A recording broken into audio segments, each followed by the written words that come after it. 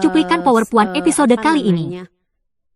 Kejadian yang penuh dengan kekerasan, tentu saja apalagi penjajahan gitu ya, tentu saja yang mengalami yang sangat vulnerable gitu ya, posisinya adalah ya tadi perempuan, anak gitu ya. Bahkan udah ada di dalam undang-undang. Bayangin gitu. para founding mothers and fathers kita itu merumuskan pembukaan undang-undang kita dengan menghapuskan segala penjajahan di muka bumi. Itu kan kayak wah, Powerful banget. powerful banget kan.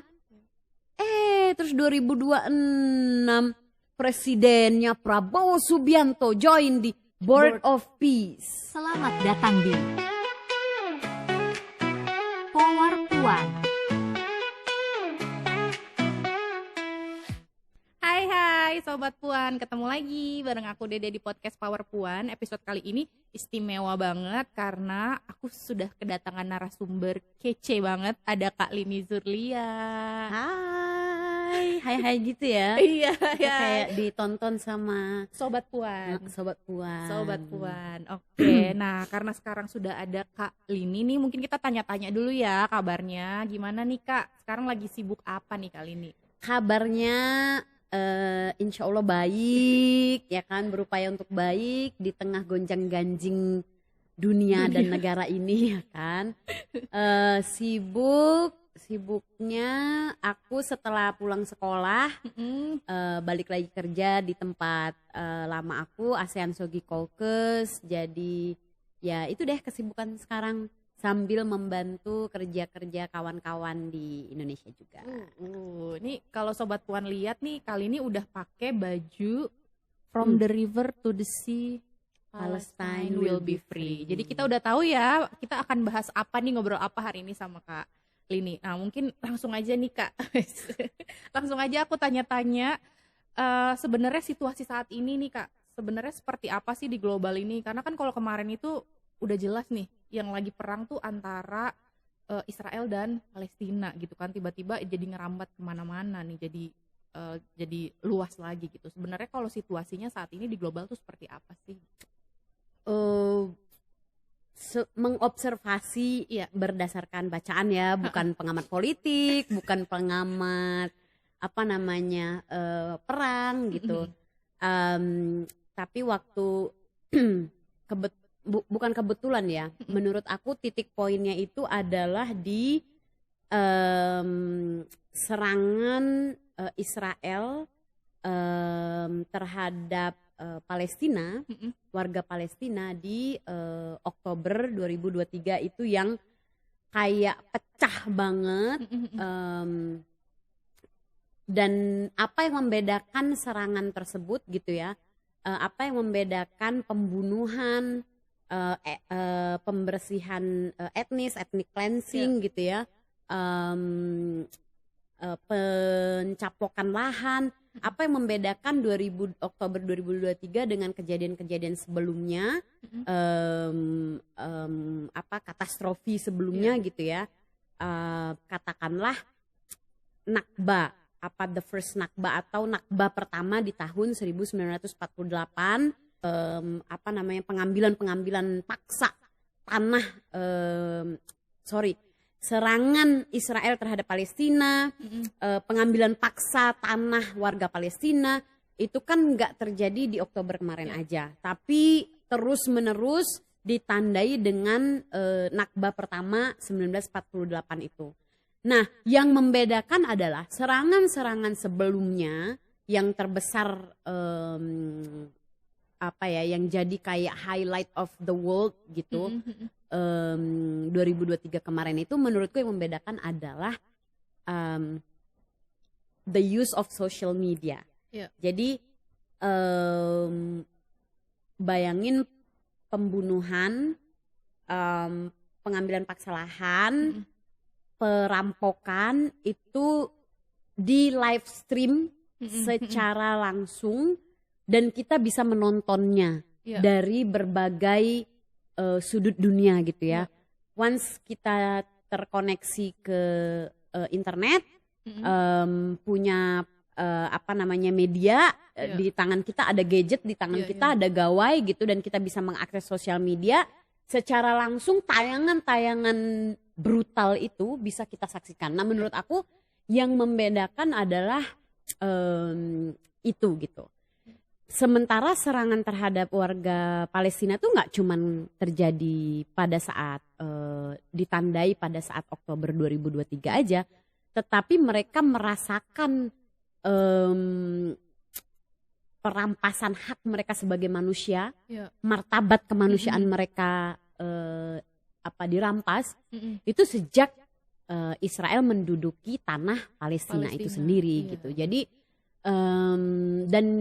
dan itu makin masif, dia nggak berakhir, nggak segera berakhir. Kita berharap dan berdoa semoga itu segera berakhir gitu ya.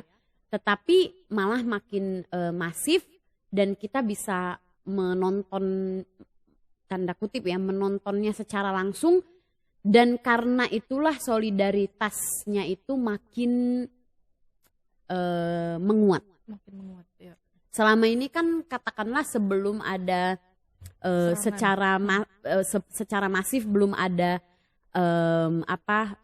sosial media gitu ya. Mungkin kita akan melihat tayangan-tayangan itu melalui tayangan televisi. Iya betul. Nah, tapi kalau melalui tayangan televisi itu kan disensor berdasarkan siapa yang menayangkan, siapa di balik perusahaan-perusahaan televisi ini gitu kan. Dan seringkali karena Israel sangat powerful, dia banyak menyensor dan framing narasi yang di-frame untuk disampaikan kepada publik adalah narasi yang Israel punya hak untuk eksis yang gitu ya. Right to exist itu aja terus yang diulang gitu ya. Mereka adalah orang manusia yang dijanjikan 3.500 tahun yang lalu yang gitu-gitu kan. Jadi itu aja terus yang diterima. Sementara menggunakan dengan tayangan langsung sosial media ini, kita bisa melihat Langsung gitu secara langsung bagaimana kerusakan yang masif, brutal, baik secara fisik, ekonomi, kedikdayaan sebagai manusia itu terjadi, dan kita di Indonesia ribuan kilometer jauhnya itu bisa merasakan secara langsung. Iya. Jadi itu kenapa sebetulnya konflik ini tuh sudah tidak lagi dilihat sebagai persoalan politis saja gitu ya Kak, tapi juga secara kemanusiaan gitu kan.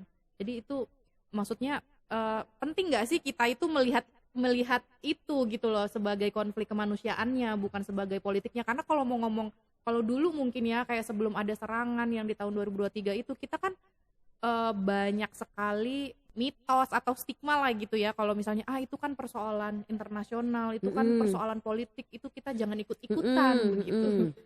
Bener banget. Nah,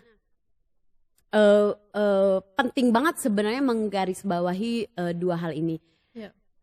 Dia tragedi politik, at the same time dia juga tragedi kemanusiaan. Kehancuran yang dirasakan oleh warga Palestina di tanahnya sendiri itu adalah kehancuran yang masif, kehancuran yang terstruktur, kehancuran yang sistemik gitu. Makanya dia banyak sekali skolar-skolar, aktivis-aktivis, peneliti-peneliti menyebut kehancurannya itu sebagai kehancuran yang katastrofik gitu, yang emang sangat masif gitu kehancurannya.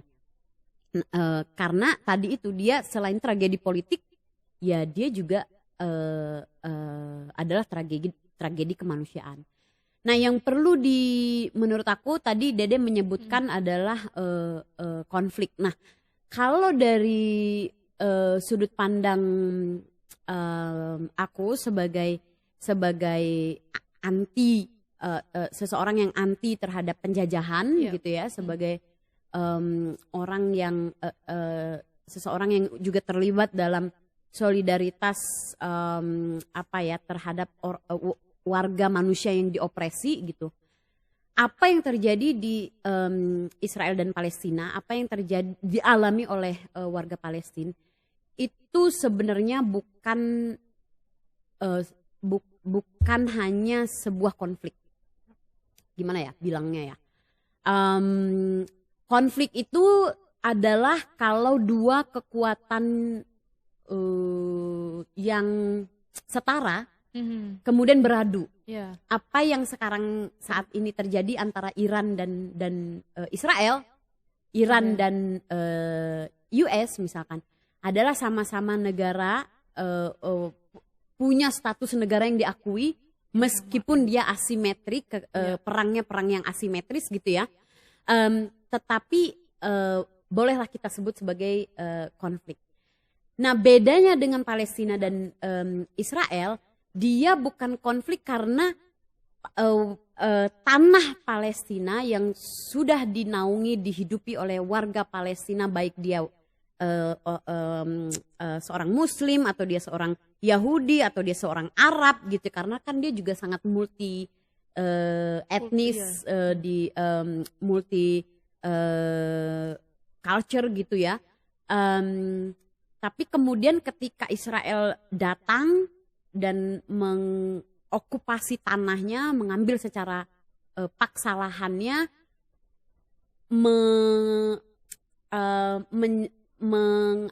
membersihkan, menyingkirkan gitu ya warga yang manusia yang udah ribuan tahun hidup di sana, warga natifnya gitu ya, masyarakat adatnya gitu.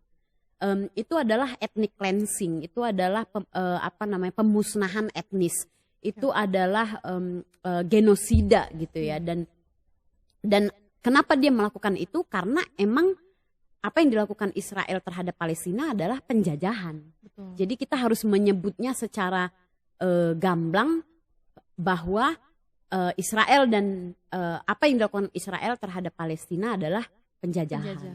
Dan sebagai orang Indonesia gitu ya, secara kebetulan kita menjadi orang Indonesia. Dan konstitusi kita, undang-undang kita, konstitusi kita menyebutkan anti terhadap penjajahan karena kita Indonesia mengalami ratusan tahun lamanya dijajah oleh kekuatan asing, dalam hal ini Belanda yang terlama gitu ya. Kemudian ada penjajahan Jepang juga, Inggris juga gitu ya. Kita secara pengalaman yang turun temurun kita alami gitu ya, sudah semestinya kita anti terhadap penjajahan itu. Dan apa yang dialami oleh orang Palestina, warga Palestina saat ini adalah yaitu adalah penjajahan. Jadi bagaimana mungkin penjajahan disederhanakan menjadi hanyalah sebuah konflik gitu. Jadi pelan-pelan kita secara politis juga sudah harus menggeser pemahaman kita bahwa apa yang dialami oleh warga Palestina, yang sekarang sedang diperjuangkan oleh warga Palestina itu adalah kemerdekaan dari penjajahan Israel. Itu. Wah, okay. Ini menarik sekali ya, karena mungkin selama ini framing atau yang di media itu kan yang di highlight atau misalnya judul-judul besar itu ya konflik gitu ya, konflik politis, konflik negara, konflik kemudian juga perang gitu ya, istilah-istilah itu yang mungkin betul tadi gitu yang disampaikan oleh kali ini gitu, kalau misalnya itu kan harusnya bisa setara nih kekuatannya gitu kan, tapi yang kita lihat kan bahwa ini adalah bentuk penjajahan. Nah kalau misalnya di situasi saat ini nih Kak nih, kan kalau misalnya penjajahan tentu saja akan berdampak kepada masyarakatnya ya gitu, terutama untuk kelompok-kelompok rentan seperti perempuan dan juga anak, kemudian lansia juga. Nah saat ini tuh seperti apa sih Kak gitu? Sebetulnya apa aja sih dampak yang terjadi gitulah, yang dialami oleh kelompok-kelompok ini terutama perempuan? Dalam setiap kejadian yang penuh dengan kekerasan, tentu saja apalagi penjajahan gitu ya, tentu saja yang mengalami yang sangat vulnerable gitu ya, posisinya adalah ya tadi perempuan, anak gitu ya, lansia, dan tentu saja dalam konteks Israel Palestina adalah masyarakat adat Palestinanya sendiri gitu.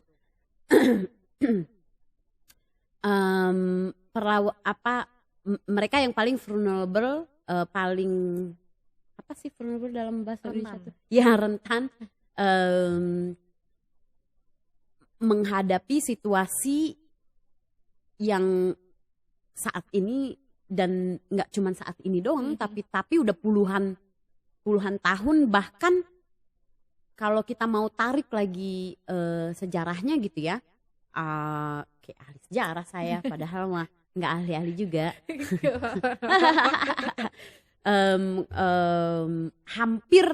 hampir ratus tahun lamanya ya, warga Palestina itu ketika mereka sedang berembuk untuk mewujudkan negara mereka sendiri, kedaulatan mereka sendiri, untuk merdeka dari okupasi dari pencaplokan kerajaan Ottoman gitu ya. Mereka kan ini lagi ya katakanlah kalau Indonesia nih kayak lagi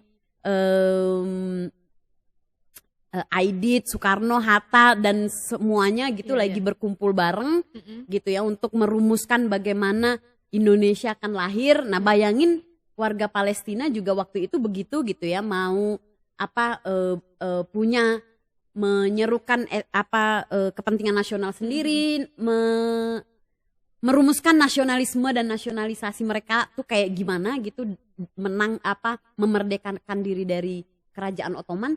Tiba-tiba ada kesepakatan di luar daripada yang sedang mereka persiapkan, dan kesepakatan itu diambil oleh Inggris gitu, dilakukan oleh kekuatan power lainnya. Lu baru merdeka, lu baru mau memerdekakan diri dari satu entitas penjajah, kemudian penjajah lainnya udah membagi-bagi tanah. Oke, tanah ini untuk ini. Boleh juga nih karena agenda Zionis udah mulai dirumuskan di akhir tahun 1800-an gitu ya. Menjanjikan warga orang Yahudi untuk kembali ke tanahnya, in which tanah orang lain yang dijanjikan, dan itu biang keroknya adalah Inggris gitu. Mereka bikin kesepakatan, warga Palestina lagi mau menyiapkan kemerdekaan dari Ottoman, kerajaan Ottoman, kemudian Inggris dan sekutu-sekutu mereka di Eropa bikin kesepakatan sendiri membagi-bagi tanahnya untuk didirikan negara yang sekarang disebut sebagai negara Israel. Yang sedihnya adalah gitu, yang gimana resistance, perlawanan warga Palestina itu nggak mendarah daging gitu ya, karena dari berjuang dari yang tadi ya 400 tahun di bawah kendali Ottoman, kemudian mau memerdekakan diri, tiba-tiba dicaplok begitu saja. Terus sekarang udah berapa tahun tuh, 19 udah mau 100 tahun, tapi udah upaya pengambilan pencaplokan lahan itu gitu udah terjadi mau hampir 100 tahun. Resminya mungkin dari 47 gitu ya, 47-48. Jadi perlawanan itu mendarah daging, dan tidak, tentu saja juga ya perlawanan oleh anak-anak, perempuan, lansia, masyarakat adat gitu ya. Ini propaganda yang dilakukan oleh Israel misalkan. Kenapa mereka menarget sekolah? Padahal sekolah isinya anak-anak. Isinya adalah guru, dan mostly guru-gurunya adalah guru-guru perempuan misalkan. Kenapa mereka mengambil lahan-lahan pertanian, dan yang bertani itu nggak cuma laki-laki tapi juga ibu-ibunya gitu ya, perempuannya, mengambil alih lahan farmingnya gitu ya.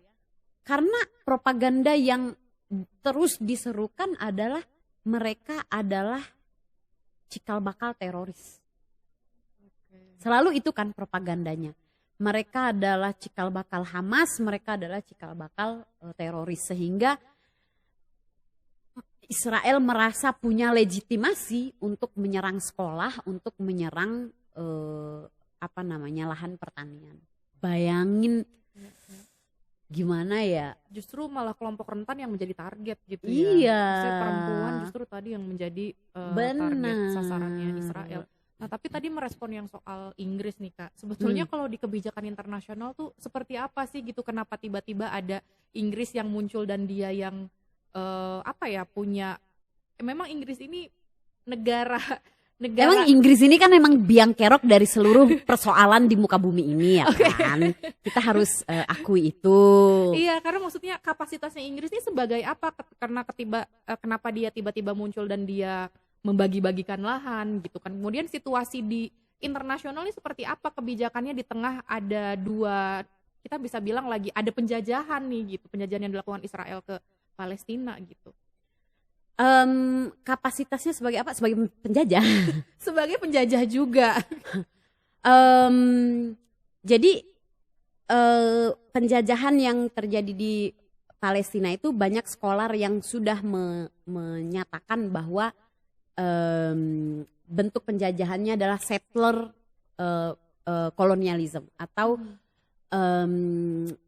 penjajahan yang menghabisi warga setempat atau penjajahan yang mau mengambil alih tanah, menyingkirkan orang asli, dan dihuni oleh orang baru in which kulit putih dari Eropa gitu ya. Kurang lebih secara singkatnya itu yang disebut dengan settler colonialism. Nah, siapa pencetus daripada si settler kolonialisme ini? Ya Britain, ya Inggris gitu. Kita paling tidak yang sangat lekat dalam ingatan kita dan memang itu yang paling masif, settler kolonialisme yang terjadi di terdekat di kita adalah Australia. Bagaimana warga masyarakat adat natif to the land of Australia itu hilang dan berganti. Mohon maaf, ini kan Australia di sini dekat banget sama kita ya, di Pasifik posisinya. Dekat Asia ya. Gimana tiba-tiba ujuk-ujuk mayoritas jadi orang kulit putih deh. Kalau bukan lewat penjajahan. Menjajah gitu. Selain Australia adalah Amerika. United States of America. Ini adalah dua contoh negara yang sukses dari settler kolonialisme. Dan Israel adalah entitas penjajah selanjutnya yang dicanangkan atau berkaca daripada contoh ini tadi. Dan dalang dibalik semua itu adalah ya Inggris. Kerajaan Inggris. Hampir lebih dari setengah negara di dunia ini dijajah oleh Inggris. Dan negara yang settler kolonialismenya sukses gitu ya, sukses bisa kita lihat di Australia dan Amerika. Bagaimana genosida dilakukan gitu ya. Jadi ini satu lagi nih, mitos kenapa kemudian lahan Palestina dibagi-bagi dan saat itu dibagikan untuk orang Eropa gitu ya, supaya mendirikan negara Jewish state atau negara Yahudi gitu ya. Itu karena menganggap bahwa Palestina tanah kosong. Dan anggapan tanah kosong atas Australia itu juga yang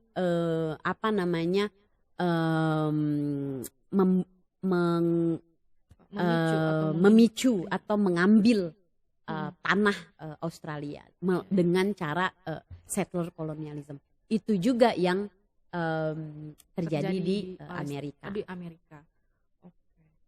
Kalau itu kan udah kejadian. Nah, mimpi Israel di backing sama si Inggris itu kira-kira mau menjadikan Eropa di tanah Arab. Oke, jadi itu tujuannya ya.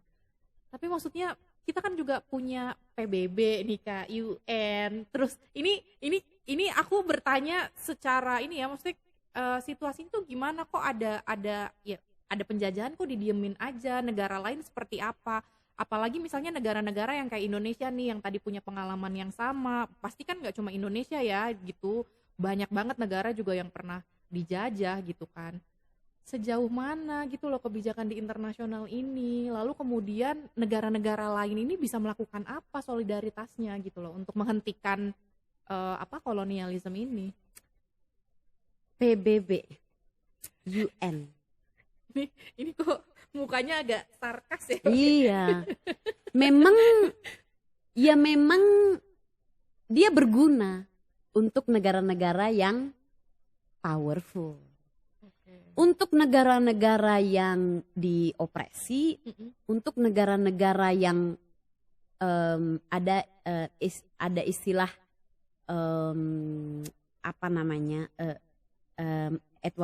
Edward Said menyebutnya sebagai orientalis gitu ya, negara-negara yang berseberangan dengan power ya katakanlah Barat, the West. Itu UN ya mana mau dia berpihak. Emang dikata sekarang konflik yang ada di Afrika siapa penyebabnya? Ya negara-negara Barat juga. Jadi banyak bagus, banyak positifnya. Yeah. Tujuan didirikannya UN itu kan supaya mengakhiri perang, cita-citanya. Betul, ya kan. Ya. Tapi kan karena yang mendirikan adalah mereka-mereka juga, gitu ya. Kepentingannya lebih banyak adalah untuk kepentingan mereka-mereka juga. Jadi emang ada power imbalances di dunia ini gitu, dan negara-negara Barat yang saat ini sedang kehilangan taring, memang kekuatannya udah mulai berangsur runtuh gitu ya. Emang nggak mau. Jadi kalau memberikan kemerdekaan, bukan memberikan ya, karena kemerdekaan adalah hak segala bangsa ya kan, itu yang kita akui. Kalau negara-negara yang mereka kuasai ini adalah betul-betul merdeka, mereka nggak punya apa-apa. Karena negara-negara Barat, negara-negara superpower ini, kaya rayanya dari mana ya? Kaya rayanya dari menghisap negara-negara yang mereka hisap. Yang kaya sumber daya alam, yang kaya sumber daya manusia, yang kaya biota laut, yang Barat nggak punya itu. Itu Indonesia semua sih.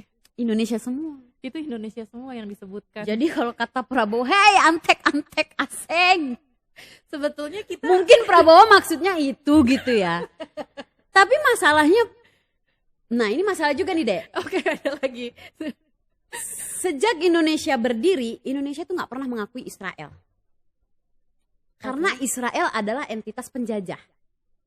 Dan kita berkomitmen betul bahwa penjajahan di atas muka bumi harus dihapuskan. Itu di mana ya? Itu ada di undang-undang pembukaan undang-undang dasar kita kan ya? Iya. Itu patriotik banget, gila. Semangatnya udah ada. Iya, dan bahkan udah ada di dalam undang-undang. Bayangin gitu. Para founding mothers and fathers kita itu merumuskan pembukaan undang-undang kita dengan menghapuskan segala penjajahan di muka bumi. Itu kan kayak wah, powerful banget. Powerful banget kan? Terus 2026 presidennya Prabowo Subianto join di Board of Peace. Karena kita harus mengakui Israel, cenah. katanya. Bayangin harus mengakui Israel entitas penjajah. Jadi gimana ya? Ini kan tadi soal terkait solidaritas ya. Jadi betul, gitu. Indonesia itu solidaritas terhadap perjuangan kemerdekaan di Palestina itu udah dikenal. Ya. Bukan cuman antara kita sesama masyarakat, tetapi juga urun rembuk campur tangan negara. Bagaimana kita punya rumah sakit di sana gitu kan. Kita mungkin satu-satunya negara di Asia yang punya rumah sakit di Palestina. Di sana, ya. Iya. Bagaimana kita mengirim bantuan kemanusiaan yang nggak pernah habis. Ya. Bagaimana scholar kita ikut berpikir, menulis, melakukan riset gitu ya. Tapi tiba-tiba kita harus berhadapan dengan realita di tahun 2026. Presiden kita bilang bahwa Kita harus mengakui. exactly kayak ini kalau konflik di Palestina ini kuncinya adalah keamanan Israel. Ya, keamanan pala lupeang. Bagaimana mungkin keamanan entitas penjajah yang mau difikirkan. Tapi kan Tempo kemarin ngeluarin ya edisi Tempo terjebak sekutu Israel. Itu bener banget. Jadi Israel tuh bukan tidak mengerjakan lobby Israel terhadap Indonesia itu kita udah bisa cium itu gitu. Karena Indonesia adalah negara dengan mayoritas Muslim terbesar gitu ya di dunia, dan sentimen kita terhadap kemerdekaan Palestina itu sangat tinggi. Dan Amerika dan Israel nggak mau melihat sentimen itu terus berkembang. Oke, jadi Indonesia salah satu negara yang menurut Amerika atau Israel menjadi ancaman gitu ya. Iya, makanya lobby-lobbynya mulai Kenapa masif. harusnya kita maju? Gimana ya, Kak? Gimana coba gimana? Ya. Kalau misalnya bayangin kita kok dianggap ancaman, harusnya kan sebenarnya kita harusnya punya taring begitu ya. Harusnya begitu. Oke. Tapi ya gimana ya? Tapi ini sedih banget sih, maksudnya buat orang-orang yang paham gitu ya, udah paham dari awal seperti apa Indonesia atau posisi Indonesia untuk Palestina gitu ya, ketika Presiden Prabowo itu justru masuk ke board of peace, ini sebenarnya pukulan berat juga gitu kan, dan kemundurannya jauh gitu. Bukan iya, jauh banget. Jauh banget dari yang kita harus menghapuskan penjajahan di muka bumi ke kita harus menjamin keamanan Israel, bayangin tuh. Keamanan itu kayak penjajah gitu. Iya, keamanan penjajah. Exactly. Itu kayak sedih banget. Sedih sebagai kita punya beban moral sih sebagai warga negara, tetapi juga sebagai manusia yang anti penjajahan gitu ya. Iya. Untuk ya kita bagaimanapun harus mendelegitimasi apa yang disampaikan oleh Prabowo. Gabung di Board of Peace, tiba-tiba tidak lama setelah itu apa yang terjadi di Asia Barat? Perang kan? Gitu. Apa yang terjadi dengan tentara perdamaian kita yang kita kirim ke Lebanon? Meninggal. Dalam serangan siapa? Serangan Israel. Nggak menyebut tuh satu kata pun Prabowo nggak mengutuk bahwa tentaranya dia itu mati gugur karena serangan penjajah Israel gitu. Nggak ada tuh disebut. Jadi ya itulah. Jadi sulit juga ya melihat karena kalau mau ngomong ya ini perang ya politis ya jelas juga, tapi kan yang berdampak tetap lagi-lagi gitu loh, masyarakat sipil gitu kan, kemanusiaan. Nggak cuma di Israel, nggak cuma di Palestina ya, tapi juga di seluruh dunia gitu kan. Dan banyak juga negara-negara tadi yang dihisap-hisap itu justru juga tidak bisa melakukan apapun. Tapi kalau mau lihat media itu Kak, kan udah mulai banyak banget tuh negara-negara juga yang udah mulai speak up ya, maksudnya negara-negara berkembang, negara-negara yang mungkin punya kesamaan yang dulunya dijajah, itu kan juga udah banyak banget tuh merespon. Setiap kali kalau lihat berita tuh kayak ada forum-forum internasional atau situasi-situasi di konflik sekarang, mereka tuh udah pada mulai ngasih solidaritas juga gitu loh buat Palestina. Tapi itu berdampak, menurut kali ini tuh seberdampak apa sih gitu loh solidaritas di internasional ini ya, maksudnya di global ya, nggak cuma di Indonesia gitu. Waktu kemarin kebetulan aku berkesempatan sekolah di Inggris. Di negara penjajah ya kan. Nah, selama ada satu forum di mana aku mendengarkan secara langsung scholar penulis berdarah Palestina gitu ya. Tapi dia ada di London sekarang ini gitu, di Inggris, karena terusir pada situasi Nakba pertama di tahun 1948. Nah, dia bilang gini, khususnya tahun ini adalah tahun di mana solidaritas global itu sangat masif dan jumlahnya besar sekali dalam berbagai bentuk. Jadi mulai dari aksi turun ke jalan di London itu paling tidak setiap 1 bulan sejak Oktober 2023 ya, serangan Israel itu setiap sebulan sekali Palestine Solidarity itu mengorganize protes turun ke jalan, dan itu jumlahnya selalu ratusan ribu. Dan sedapat mungkin selama aku di sana aku ikut protes ya, selain ikut yang di kampus juga gitu. Tapi bukan cuma di Inggris, tapi juga di Amerika Serikat gitu. Bagaimana tenda-tenda mahasiswa di kampus-kampus itu juga masif. Betul. Bahkan agresi terhadap atau mahasiswa-mahasiswa yang di tenda-tenda ini justru di expel ya, dikeluarin dari kampusnya bahkan gitu. Dideportasi Dideportasi juga Iya, bahkan gitu, nggak cuma dikeluarin dari kampusnya gitu. Jadi masif menurut dia nih, namanya Gada Karmi. Aku mau rekomendasiin buat baca bukunya Gada Karmi. Kalau selama ini orang selalu bilang two state solution, dia adalah salah satu scholar yang emang dari dulu banget mengadvokasi untuk one state solution. There is no such kind of two state solution buat dia. Nah, kemarin aku mendengarkan langsung dari beliau bicara, itu kata beliau bahwa makin kesini, terutama tahun ini adalah tahun di mana solidaritas secara global itu makin menguat.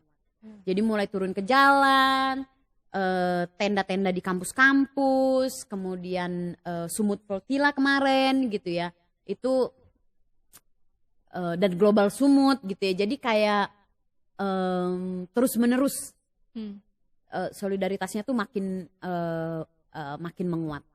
Nah, apa bentuk solidaritas lain yang tidak bisa dilakukan secara kolektif kayak gitu ya, kayak protes kan harus turun ke jalan dan nggak semua orang bisa turun ke jalan, atau ikut Global Sumut nggak semua orang bisa ikut hadir gitu ya, berlayar gitu, mengepung Israel gitu dan mengantarkan bantuan ke Palestina gitu. Nah, ada cara lain solidaritas yang menurutku paling sederhana yang bisa kita lakukan adalah dengan ikut global BDS boycott movement itu gitu. Jadi itu adalah cara yang paling sederhana untuk kita bisa lakukan. Solidaritas apa yang bisa kita lakukan adalah ikut gerakan boykot itu gitu. Mungkin kalau yang punya resources bisa terus mengirim resources dengan donasi-donasi gitu ya. Tetapi kalau nggak punya cukup resource, yang bisa kita lakukan adalah dengan melakukan ikut dalam gerakan boykot itu. Dan apa saja sih yang harus diboykot? Ada BDS itu di websitenya mereka menyediakan, nanti kamu ini ya di sini ada gitu. Nanti kita minta Mas Oji buat ini ya tayangannya BDS, websitenya BDS. Mereka gitu. udah ngasih target-target boykot list. Jadi apa yang bisa di boykot yang seperti apa yang kita bisa ikut berpartisipasi untuk menunjukkan solidaritas kita terhadap warga Palestina dan solidaritas kita anti penjajah Israel. Gitu. Tapi Kak, nih kalau mau ngomong boykot nih ya, gitu kan, kalau kita ngelihat tuh apa namanya yang beredar nih kalau kita ngeboykot rata-rata itu akan ada apa namanya ya narasinya tuh adalah lu kalau ngeboykot lu nggak kasihan sama pekerjanya. Itu kan teman-teman kita juga, itu kasihan ada orang yang cari nafkah buat keluarganya, buat anaknya, dan yang lain sebagainya. Bahkan nggak cuma narasi itu yang dikembangkan di sosial media ya, gitu ya.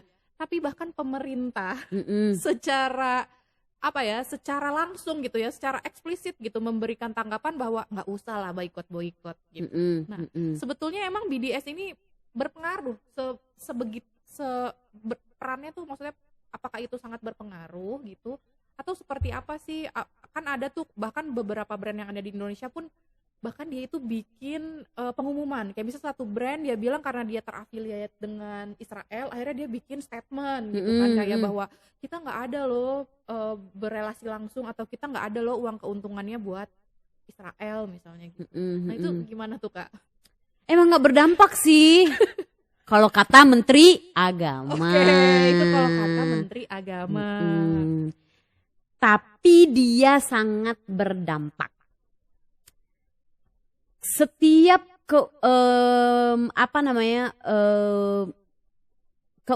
keuntungan yang menguntungkan Israel, kira-kira kemana larinya keuntungan tersebut? Untuk company-company, aku nggak mau sebut di sini, nanti malah kita yang kena ya kan? Ya betul. Tapi company-company yang ada di BDS list di sini gitu ya, keuntungannya lari kemana? Keuntungannya lari ke missiles, ke drone, ke Alat-alat bom, senjata ke senjata yang digunakan oleh Israel untuk memusnahkan Palestina, untuk mengambil alih tanah Palestina itu. Jadi sekarang kalau pertanyaan, emang nggak kasihan sama yang kerja cari nafkah buat anak istri di rumah? Kita sebut lah ya, Uni gitu ya. Itu kan brand yang gede banget. Keuntungannya itu udah entahlah trillions kayaknya ya keuntungannya. Memboikot mereka itu betul mereka akan kehilangan gitu ya profit. Tapi nggak seberapa dibanding dengan profit yang shares yang diterima oleh Israel untuk ya. Oh, sama satu lagi nih Kak, ada narasi-narasi lain juga. Oh ya udah, stop dong lu pakai sosmed, itu kan produk Israel. Nah, itu juga banyak banget nih narasi-narasi yang kayak udah deh lu nggak usah sok-sokan mau boikot, orang lu juga pakai handphone, lu juga pakai internet, lu juga pakai ini. Dan jadi kadang setiap kali orang mau melakukan suatu maksudnya hal kecil gitu ya, misalnya tadi kayak boikot, selalu aja ada narasi-narasi yang kayak udah deh lu nggak usah, lu sana hidup di goa. Ya gimana, orang lu juga sehari-hari semua di dalam kehidupan ini tuh semuanya lu menikmati produk-produk Zionis kok gitu. Aku mau kasih salah satu contoh, dan ini contoh yang bukan cuma aku asal omon-omon ya, tapi berdasarkan data gitu.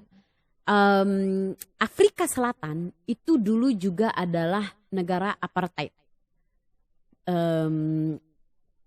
Dan salah satu cara untuk menghabisi mesin penjajahan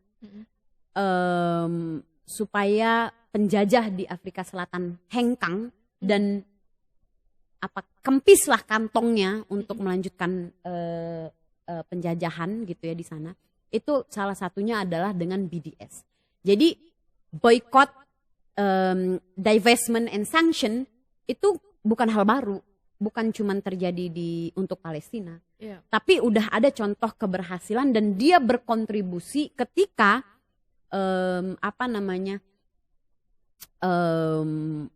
perekonomian itu nggak mensupport perang, maka perang nggak bisa dilanjutkan. Kira-kira sesederhana itu gitu. Dan risetnya udah ada membuktikan bagaimana BDS movement itu berkontribusi pada berakhirnya apartheid di Afrika Selatan. Jadi kalau kita mau ikut berkontribusi pada berakhirnya penjajahan Israel atas Palestina, mungkin salah satu contoh solidaritas yang paling sederhana yang bisa kita lakukan adalah ya dengan melakukan boykot. Gini nih yang membedakan ya. Kalau handphone ini kan alat produksi kita ya bagi orang-orang yang bekerja bergantung pada alat komunikasi ini. Apalagi? Apa ya? Sosmed, sosial media. Sosial media. Kalau misalkan kita mau menyampaikan syiar-syiar atau pesan-pesan melalui sosial media, maka sosial media bisa menjadi alat kita gitu kan. Tapi aku mau bilang kalau yang kita konsumsi atau yang kita beli itu terus-menerus, beli handphone kan nggak mungkin setiap seminggu hari sekali. Atau ganti sehari atau dua ganti kali. sehari 2 kali. Tapi kalau minum kopi, lu minum kopi bisa sehari 3 kali kan? Bisa, 5 kali juga bisa. Bisa dong menghindari warung kopi yang memang keuntungannya berkontribusi pada penjajahan di tanah Palestina. Bisa dong, masa nggak bisa? Bisa kan Sobat Bisa. Puan? Gila nih, udah dilihat. Iya, jadi kayak atau yang lainnya produk shampoo karena banyak banget sih produk itu tadi kan dia shampoo, sabun, skincare, banyak kan produk lain. Maksudnya alternatif lain ada banyak kan? Orang produk lokal juga sekarang udah banyak. Nggak harus itu gitu, Betul. nggak harus itu. Pilihannya ada banyak lainnya gitu. Ya. Tapi kalau ada yang memang memilih untuk saya boykot sosial media, saya nggak lagi menggunakan sosial media karena share-nya sosial media platform ini sekian persen untuk Israel. Acung jempol dong, mantap dong. Kalau bisa kita juga kayak gitu.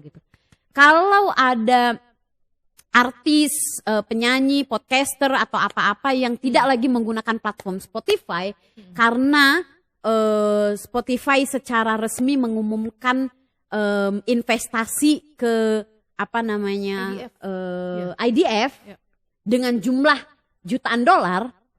Terus ada artis, ada podcaster, ada penyanyi yang emang dia memilih untuk menarik semua produk-produknya, lagunya melalui platform tersebut. Ya bagus, gila, kita harus acungi jempol gitu.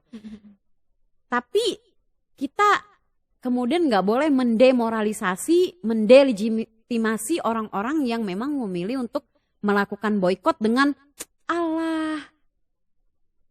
boykot apa sih, lu hidup aja di goa, hidup aja di hutan. Kayak lu nggak perlu ngomong kayak gitu, bisa nggak? Ya kan, kayak bentuk solidaritasnya itu bisalah kita lakukan dengan cara yang lu nggak cakap kayak gitu aja udah bersolidaritas kira-kira gitu. Betul. Kan. Jadi pilihlah hal-hal yang kira-kira sederhana yang bisa kita lakukan. Iya. Kayaknya kita perlu deh nih, ini sutradara, produser mungkin bisa ditaruh nih di sini nih, Free Palestine gitu kan, di podcast kita, sebagai bentuk solidaritas Power Puan untuk Palestina. Nah, Kayak berarti Aku mau menambahin satu Iya, iya. satu topik kali ya, apa? yang juga penting banget buat halayak ramai. Anjay, halayak ramai. Kita tuh gini, sering kali kita dihadapkan dengan membela Palestina karena dia Islam. Nah, Jadi, iya, sentimen betul. Sentimen Islam. agama. Ya, sentimen agama. Iya. Dan karena itu kita jadi benci Yahudi. Ya. Jadi sentimen agama itu mudah sekali menjerumuskan kita ke antisemitis.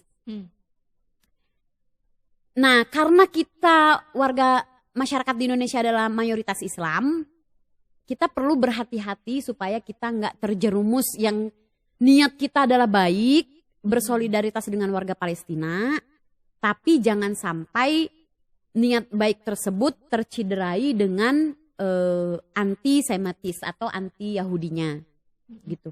Karena banyak juga native to the land of Palestina, masyarakat adatnya Palestina itu memang ada Yahudinya. Orang Yahudi. Jadi kita nggak boleh jadi anti Yahudi juga. Ada Kristennya, Ya. nggak boleh juga kita jadi anti Kristen gitu ya. Jadi kita harus mulai maju selangkah lagi sentimen anti penjajahan. Anti penjajahan dan kemanusiaan tadi ya, ini Ya, isunya tuh bukan soal untuk kemanusiaan yang adil dan beradab gitu ya. Tapi aku juga mau menyampaikan pesan ini bahwa kita adalah masyarakat yang bukan masyarakat satu-satunya yang mudah terjebak dalam antisemitisme. Karena lahirnya negara Israel, penjajah Israel, entitas Israel di Israel itu juga diderive atau didorong oleh sebenarnya pandangan yang antisemit. Oh.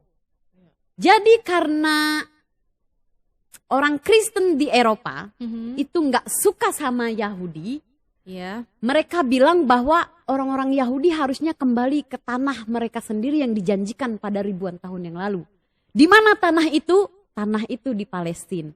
Bayangin, padahal dia ras orang agamanya Yahudi, rasnya ras kulit putih gitu ya, orang kulit putih, orang Eropa tiba-tiba disuruh pulang ke tanah yang bukan tanahnya dia. Iya. Itu kan sebenarnya juga antisemit kan, anti Yahudi gitu. Makanya ada gerakan secara masif mengusir dalam tanda kutip, ngusir sebenarnya mereka itu supaya mereka pulang ke tanah yang dijanjikan di dalam Bible, di mana tanah yang dijanjikan itu adalah di Palestina. Jadi mereka oke, orang-orang Yahudi pulang aja deh ke Palestina, diriin negara Yahudi di Palestina. Padahal Palestina bukan tanah kosong. Dia udah dihuni oleh warga Palestina, baik Arab yang Kristen, baik Arab yang Yahudi, baik Arab yang Ortodoks gitu ya, macam-macam, multi etnis, multicultural di sana. Tapi karena Eropa anti terhadap Jewish, mereka disuruh pulang ke tanah yang katanya dijanjikan. Nah, jadi nggak cuma Indonesia yang mayoritas Muslim doang yang mudah sekali, tipis banget gitu ya, terjerumus kepada antisemitisme. Tetapi orang-orang putih, kulit putih di Barat, Amerika, Eropa, itu juga mudah sekali tergelincir. Mereka mendukung Israel karena sebenarnya pengen ngusir. Iya gitu. Iya. Nah, mungkin itu untuk podcast berikutnya yang membedakan apa Zionism dan apa itu Judaism. Nah, tapi podcast selanjutnya kita nggak tahu kapan. Aku mau merekomendasikan para pendengar sekalian, Sobat Puan gitu ya. Selain bukunya Gada Karmi, menurut aku nih ada buku novel-novel bagus-bagus juga sih yang gampang banget dicerna. Tapi dua buku ini kayak buku wajib untuk memahami penjajahan Israel atas Palestina. Yang pertama karena two state solution itu mendarah daging banget. Jadi kayak kalau mengakui Palestina harus mengakui Israel juga, itu sebenarnya mitos. Jadi Gada Karmi udah nulis ini One State sebagai sebuah solusi. Aku rekomendasiin banget. Aku nggak tahu udah ada terjemahannya atau belum, tapi ini recommended banget untuk dibaca. Nah, kalau ini belum ada terjemahannya, Ilan Pape ini dia seorang Israel Yahudi ya, Israel Jewish. Dia menulis banyak banget tentang Israel Palestina, tapi aku mau merekomendasikan salah satu buku dia soal Palestina yang ini, yang 10 mitos tentang Israel dan Palestina. Nah, kalau ini udah ada terjemahannya, kalau nggak salah diterbitin sama Margin Kiri. Jadi kalau ini belum dapet karena terkendala, teman-teman bisa mulai dari Ilan Pape ini. Nah, di sini dibahas tuh soal mitos Zionism sama dengan Judaism, mitos soal Palestina tanah kosong, itu dibahas di sini. Jadi kalau kalian nggak puas sama podcast kita hari ini, siang ini, kalian bisa berseluncur lebih dalam lagi ke bacaan-bacaan ini. Gitu.